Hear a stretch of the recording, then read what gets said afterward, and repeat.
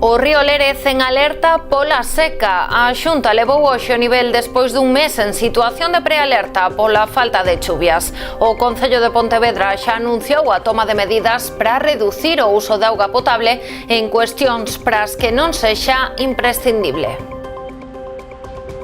Que tal? Moi boa noite. Así o que ata o de agora eran recomendacións pasan a ser obrigas. Tamén se poñen en marcha as medidas sancionadoras. De seguido ampliamos a información antes titulares. Retirado un vehículo que caeu ao mar na Pobra durante a madrugada. O condutor que resultou ileso puido saír por unha fiestra que levaba baixada. Máis de 230 condutores foron denunciados pola Garda Civil durante o dispositivo especial pola festa do Albariño de Cambados. A maioría deron positivo en alcohol ou drogas. Concello de Sanxenxo e Deputación de Pontevedra crearán un paseo que unirá Silgar ao Miradoiro de Punta Vicaño e a praia de Baltar. A obra ten un orzamento de 1,8 millóns de euros. A delegada territorial da Xunta supervisou o avance das obras do pabillón no IES Porto do Son. A reconstrución e mellora da instalación estará lista para o inicio do curso. Volta ao mundo en solitario, sen escalas e sen axuda exterior. E a aventura na que se embarcará o médico australiano Matthew Wright fará o con saída e chegada na Illa da Arousa. Estamos nas novas do día, comezamos.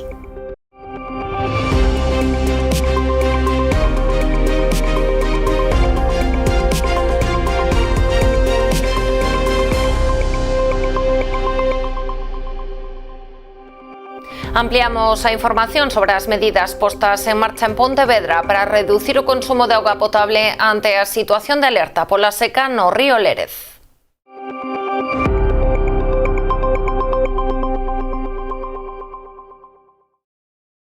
Activada a alerta por seca no río Lérez. A Xunta de Galicia decidiu tomar esta medida na reunión da Oficina Técnica da Seca celebrada esta mañá. Recordemos que nesta vacía se decretara prealerta hai un mes. O nivel de alerta é o segundo máis alto dos establecidos no plan de seca da demarcación Galicia Costa. Tras coñecer a decisión da Xunta de Galicia, o Concello de Pontevedra xa emitiu un bando con medidas de urxencia e restricións obrigatorias no consumo de auga potable. Así, as medidas preventivas e recomendacións que estaban vixentes transfórmanse agora en prohibicións estritas de obrigado cumprimento. Queda estritamente prohibido empregar auga potable no enchido de piscinas particulares, no rego de xardíns privados e na limpeza de coches. O Concello reducirá ao máximo o gasto de auga municipal, minimizando as regas de parques e xardíns públicos, pechando as fontes ornamentais e restrinxindo os baldeos de rúas a aqueles casos nos que é necesario por motivos de salubridade pública. Ademais, o goberno local fai un chamamento á industria que minimicen o seu consumo e a que fagan un uso razoable do abastecemento municipal. Tamén se poñen en marcha as medidas sancionadoras previstas na normativa. Non tocamos o Pontillón, seguimos na mesma situación, bombeando do río, e iso nos dá certa marxe, polo tanto, seguimos así. Andamos aí 06, 07, andamos así nese dato e aí seguimos. Entón non hai, o problema é que non temos previsión de choivas. Entón, pois, o que pedimos é que choiva, que é o que pode subir tamén o nivel. Levamos 40 anos entrando na túa casa, instalando os teus soños e coñecendo o teu nome. Fomos a túa tenda de confianza con outros nomes e hoxe evolucionamos para darche moito máis. Agora somos Mielectro, mesmo equipo, mesma confianza e a experiencia de sempre coa forza dos mellores. Ven a descubrir a tecnoloxía máis avanzada co trato de toda a vida. Os de sempre, agora máis fortes que nunca. Agardámoste. Susto na Pobra esta madrugada cando un vehículo caeu ao mar na rotonda do Porto Deportivo. Afortunadamente, o condutor que resultou ileso puido saír polos seus propios medios. Tanto o suceso como a retirada do turismo causaron grande expectación. O accidente tiña lugar pasada 1 da madrugada cando un turismo se saía da vía en pleno centro da Pobra e acabou caendo ao mar. Todo apunta a un despiste do condutor que non realizou o xiro na rotonda de entrada ao náutico, polo que o coche acabou precipitándose ao fondo da dársena. Afortunadamente levaba as fiestras baixadas, polo que puido sair do habitáculo sen dificultade polos seus propios medios. O suceso xerou gran expectación entre os numerosos curiosos que esta mañá se achegaron ata o Peirao para ver o vehículo afundido na dársena, onde permaneceu ata aproximadamente as 11 da mañá, cando un guindastre de grandes dimensións procedeu á súa retirada. Foi tamén necesaria a intervención dunha embarcación e de operarios do Servizo de Gardacostas de Galicia. O operativo, seguido de preto por numerosos veciños e visitantes, estivo supervisado por persoal de portos e axentes da Policía Local, que aseguraron o perímetro e regularon o tráfico mentres se desenvolveron os traballos. Máis de 230 condutores foron denunciados pola Garda Civil durante a festa do Albariño de Cambados. Todos superaban as taxas de alcolemia permitidas ou conducían con presenza de drogas no organismo. Deles, 16 foron investigados pola vía penal como presuntos autores de delitos contra a seguridade viaria ou superar as taxas legalmente establecidas. Ademais, un condutor foi investigado por negarse a someterse ás probas de detección de alcohol e drogas. Outro foi tamén investigado por conducir con perda total 2 puntos. En materia de transportes tramitáronse 7 denuncias, entre elas destaca a detección dun taxi pirata, un vehículo que realizaba transporte público de viaxeiros sen licenza. Neste caso, as sancións poden acadar os 4.001 euros. O dispositivo desenvolveuse do 29 de xullo ao 2 de agosto, combinando puntos de controis de alcohol e drogas, tanto estáticos como dinámicos, de velocidade e de inspección de transporte.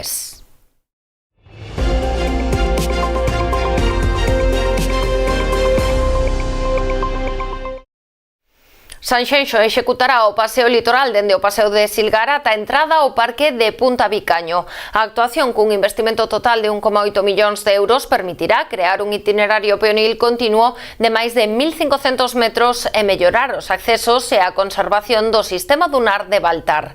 O proxecto márcase na segunda convocatoria do Plan Extra da Deputación de Pontevedra, que fará unha chega de 900.000 euros do orzamento. A contía restante, o 50%, correrá a cargo do Concello. Agora vamos a comenzar a segunda semana de setembro e agora calculamos ou queremos, aunque ten 9 meses de prazo, queremos saber se podemos facilitar a empresa as cousas. Cando digo facilitar, pois cousas de tráfico, cortes para pasar maquinaria e eso, e poder tela rematada para a Semana Santa do ano que é cuestión de planificación, porque saben ustedes que está habendo un problema de materiales non solamente en España, senón en Europa. Están tardando moitos materiales, algún material ten que vir de algún país de fora, pois estáse tardando máis do que era antes normal, non? Pero vamos a planificar moi ben. É un gusto asinar convenios en proxectos que son estratégicos e que son un referente para o conxunto da provincia, incluso máis alá da provincia. Isto o que vai a facer pois é para seguir mellorando unha das grandes xoias do destino turístico Rías Baixas, ademais de protexer ao mesmo tempo, como decía, o patrimonio natural e o litoral. O proxecto permitirá crear un itinerario peonil continuo, seguro e integrado que conectará o final da praia de Silgar co miradoiro de Punta Vicaño e co paseo e a praia de Baltar. A actuación abrangue máis de 1.500 metros e estrutúrase en 3 zonas. Entre Silgar e Punta Vicaño, nun tramo de 293 metros, condicionado pola presencia de rochas e a dificultade do terreo, instalarase unha plataforma de composite sobre micropilotes, acompañada de barandas de aceiro, balizas e proxectores de iluminación. No tramo entre Punta Vicaño e Baltar, de 614 metros, repararánse os puntos deteriorados da senda existente e habilitaránse novos segmentos para mellorar a conexión entre o miradoiro, o parque de Punta Vicaño e o acceso á praia. Por último, na praia de Baltar, sobre 634 metros, substituirase a pasarela existente por unha nova estrutura con balizas e proxectos de iluminación e deseñada para favorecer a conservación do sistema dunar. A delegada territorial da Xunta na provincia da Coruña supervisaba esta mañá as obras de remodelación do pabillón do IES Porto Son, que resultara afectado por un temporal no outono de 2024. Ademais da reconstrución e o reforzo do perímetro, procedeuse a mellora da instalación e da cuberta e a construción dun novo almacén. A Consellería de Educación investiu preto de 300.000 euros na reforma do pabillón do IES Porto do Son, que permanece inutilizado dende outubro de 2024, cando o temporal Kirk derrubou un dos muros da instalación. As obras que se están a executar non consisten únicamente na reposición e reforzo do peche perimetral, senón que tamén se está a mellorar a cuberta e o sistema de impermeabilización, ao tempo que se construiu un novo almacén para material deportivo. É unha obra que vai a darlle maior seguridade, maior confort a todo uso, porque non simplemente se vai a facer ese peche perimetral con cemento, sino que de máis de 3,2 metros de altura, sino que despois tamén vai a quedar unha zona onde van a ter uns paneis que van a estar microporferados e que vai a axudar para que non haya condensacións, para que teñamos tamén unha propia ventilación dun propio polideportivo. A maiores e tamén por diferentes peticións se construe un novo almacén de en torno a 24 metros cuadrados para que tamén podan albergar aí todo o material deportivo que se vai utilizar para calquera tipo de actividade e, sobre todo, dándolle xa unha seguridade a toda a techumbre. Tamén se cambian todas as baixantes, os canalóns e tamén a parte exterior, se cambia tamén todo o peche de fora. A pesar da demora do proceso administrativo para o comezo dos traballos, as obras avanzan a bo ritmo, polo que a Xunta agarda poder rematalas antes do comezo do curso escolar. O alcalde do Porto do Son agradeceu tamén as actuacións que se están a executar noutros centros educativos do municipio, como os colexios de Xuño, Portosín e Nebra. E queríamos telo antes, pero pois non pudo ser. Pero como ben explicaba Belén, a verdade é que a espera valeu a pena porque se está mellorando moitísimo o que é o pabellón polideportivo do IES, reforzando, porque aquí ademais é bastante abatido polos ventos do sur e iso temos que facelo con seguridade para que cando se fan as cousas facelas ben. Esperemos que a ver se somos capaces, se non é o inicio do curso, pois canto antes. Aí xa nos comentaba tamén o jefe de obra que houve un problema cos paneles, pero que está solucionado e que en breve que xa lle suministrarán empezar a colocación. E tamén agradecer, Belén, que non só estamos aquí no IES, senón tamén que estamos traballando no colexio de Xuño, cambiando as fiestras, e tamén no colexio de Portosín. Que é unha necesidade tamén e unha petición que nos facía a dirección tanto dun colexio como doutro. E, Santi, se non me equivoco, tamén estamos en Nebra, que nos pedían tamén unha pequena cubierta para ir do colexio pabellón, que os nenos se mollaban, e tamén estamos con eso. O Partido Popular denuncia graves deficiencias no sistema ferroviario que afectan a provincia de Pontevedra. Esta mañá o senador José Crespo e o deputado nacional Juan Bayón compareceron diante da estación de tren da cidade pontevedresa para acusar o goberno de Pedro Sánchez de desprezar a zona. Os populares presentaron iniciativas tanto no Congreso como no Senado para exixir solucións inmediatas ante a falta de investimentos, o caos no servizo de proximidade, os prezos abusivos no verán que atribúen a escaseza de prazas e a falta de prevención de incendios. Exixen ao ministro Óscar Puente explicacións pola exclusión de Galicia da migración ao ancho de vía internacional e polas continuas avarías, atrasos e subas de prezos que chegan a cuadriplicarse. Ademais, reclaman a Adif a execución urxente de desbroces nas marxes das vías para evitar novos incendios forestais tras os graves episodios vividos en Ourense. Que xa está ben de que non se nos escoite, de que está ben de que Galicia, pois culpa dunha proposta que fai o goberno sanchista a Europa, pois aínda que demos no vagón de cola cara a modernización das nosas infraestructuras ferroviarias, porque ao fin e ao cabo nós o único que pretendemos é que os nosos cidadáns teñan a mesma calidad de vida que teñen os que viven noutras latitudes. E logo o tema dos incendios, cada paso é máis preocupante.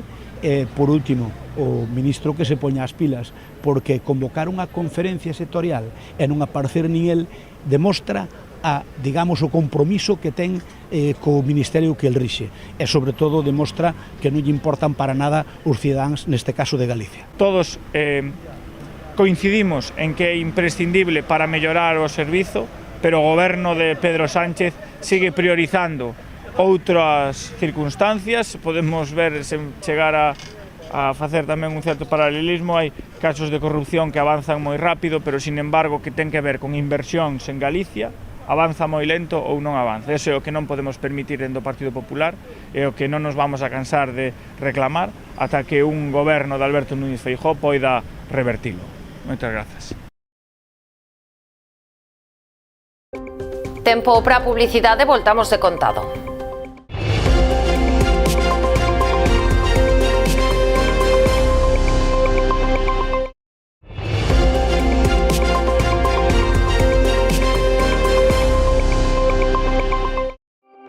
A Policía Local de Ribeira activará un dispositivo especial para coordinar a observación do eclipse. Afectará os 2 puntos de observación habilitados polo Concello, que son o Miradoiro da Pedra da Rá e o Faro de Corrubedo.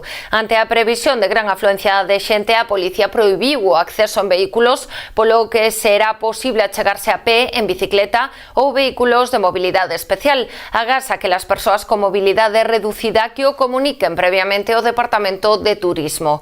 Para a observación dende a Pedra da Rá poderá estacionarse no Parque Periurbano, na Capela de San Roque ou na contorna do Instituto Leliadoura.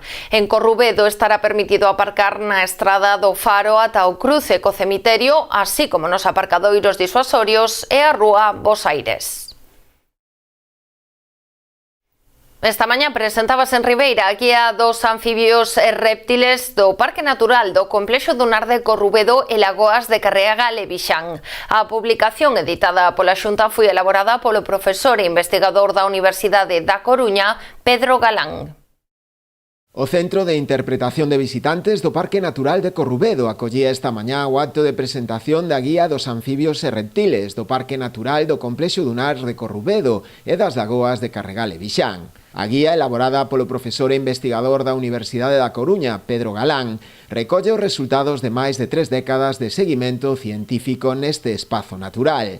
O traballo inclúe fichas detalladas de preto de 30 especies. Llevar a los visitantes de este parque al conocimiento de todas las especies de anfibios y reptiles que lo pueblan, porque es uno de sus principales valores naturales que tiene.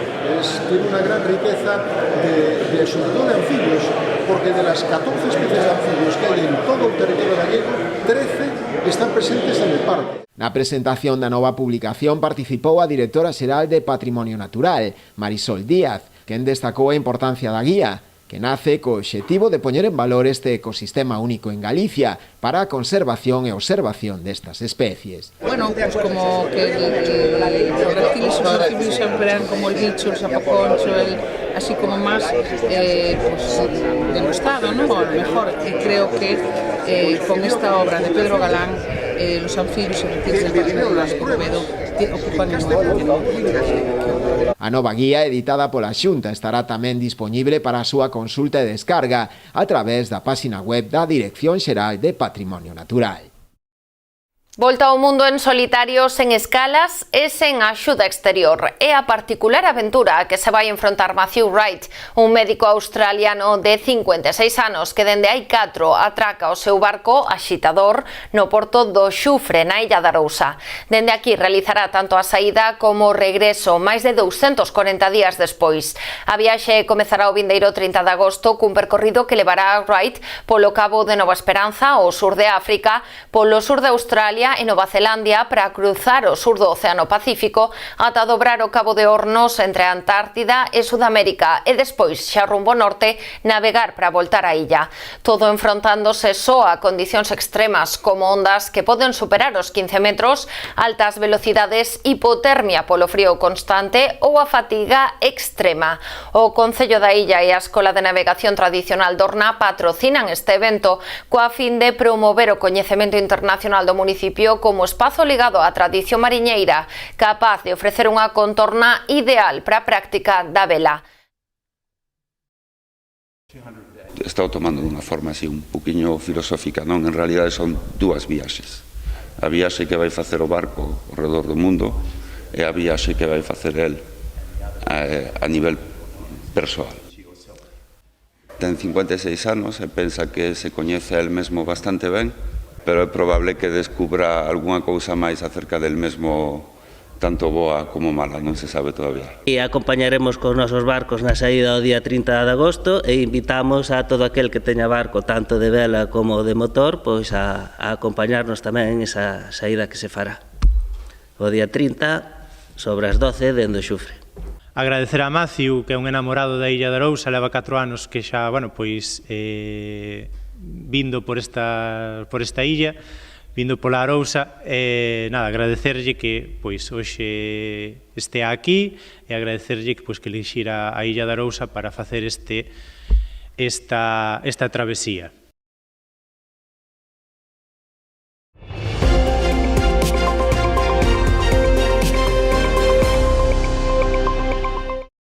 As festas do San Bartolomeu de Noia presentan un cartel para todos os públicos con gran presenza do tecido cultural da vila. Celebraránse entre o 21 e o 26 de agosto e contarán con numerosos concertos, actividades infantís e citas tradicionais como a Festa da Empanada. O Concello de Noia tentou implicar a todo o tecido cultural da vila e os artistas locais na elaboración do cartel das festas de San Bartolomeu para ofrecer unha programación variada e para todos os públicos. Nas actividades do povo tiña que participar xente do povo. E iso é algo que viñamos facendo dende sempre, que estuvemos en todas as programacións, xa nas anteriores festas, no San Marcos, no Nadal, en toda esta programación de Rúas Vivas que leamos feito e neste San Bartolomé tamén. Por abadelos estamos aquí acompañados pola nosa xente que son uns artistas magníficos e que vamos a disfrutar de todos eles nestas festas de San Bartolomé. Bueno, aparte deso, temos un programa moi variado, adaptado a todas as idades. Os festexos arrancarán o venres 21 co pregón a cargo de Noemí Fábregas, promotora do Mercadiño Solidario de Pascua, no que conseguiu recadar máis de 22.000 euros para a investigación contra o cancro. Entre as numerosas propostas musicais destacan as agrupacións e artistas locais como a Misela, as Lens, Monboi, a Banda de Música Municipal, Dirquiz ou Troula na Barquiña. Haberá tamén outros concertos como Treixadura, Efecto Mariposa, a Orquesta Mondragón ou un tributo a Joaquín Sabina, que compartirán escenario con outras propostas dirixidas a un público máis novo, como a sesión de música urbana do martes pola noite. O luns teremos a festa infantil ao longo de todo o día. Pola noite temos unha orquesta tamén de Noia, que é a París de Noia, e a Disco Móvil CDC con a MD DJ, que tamén é daqui de Noia. E na Plaza do Tapal, un grupo da comarca, que é Dani Barreiro and Friends, que tamén actuará por primeira vez aquí en Noia. O martes temos unha actuación da Orquesta Marbella e despois un novo modelo que quixemos buscar de concerto, que é un concerto urbano no que participa Dirty Kid, que é un artista noiés, que vai estar tamén Xian Pais, tamén estará Legido, que é un artista que está tendo unha proyección enorme a nivel galego, e rematará con Borja Solla, que tamén é un DJ tamén desta música urbana moi importante.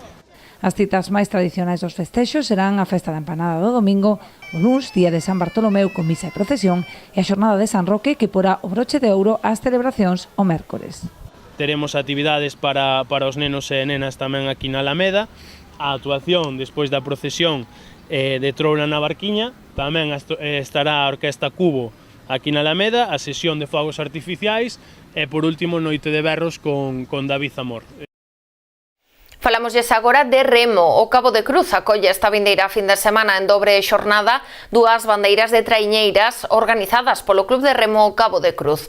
O sábado disputarase a 12ª bandeira mariña Cabo de Cruz, Concello de Boiro, pertencente á Liga B da Liga Galega, mentres que o domingo celebrarase a 36 edición da bandeira de traiñeiras Concello de Boiro da Liga A e a 7ª bandeira de traiñeiras femenina Rianxeira. O Cabo da Cruz será o epicentro do remo galego esta vindeira fin de semana, coa disputa dun total de 3 bandeiras de traíñas. O sábado terá lugar a 12ª bandeira mariña Cabo de Cruz, Concello de Boiro, pertencente á Liga B da Liga Galega. O domingo disputarase tamén a 36 bandeira de traíñas Concello de Boiro, da Liga A, e a 7ª bandeira de traíñas feminina Rianxeira.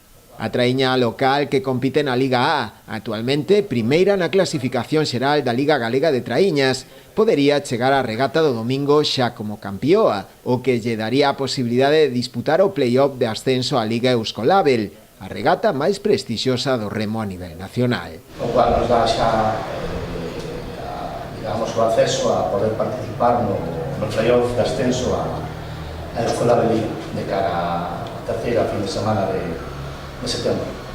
É un pouco a línea que tiñamos pensado, que estábamos aí como club, como equipo. Demos o ano pasado un paso atrás para intentar fortalecernos e dar un paso adiante. Na presentación das probas tamén tomou parte a directora de Relacións Institucionais de Gealsa, Marga Hermo, quen destacou o bo papel que está a realizar o club en favor do deporte en xeral, en particular do remo na localidade. E estamos felices de acompañalos tanto nas vitorias como nos momentos máis complicados, porque non se trata só de ganar, se trata de transmitir valores como o esforzo, o traballo en equipo e de axudar a crear unha comunidade máis sana e, por suposto, que os nenos e nenas sexan felices mentre practican o deporte.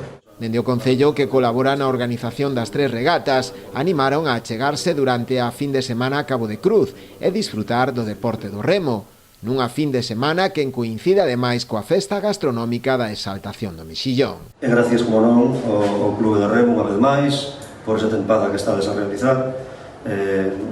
Este mesmo fin de semana pódense proclamar xa campeóns da Liga, o cal di moito da trayectoria que están tendo este verano na competición.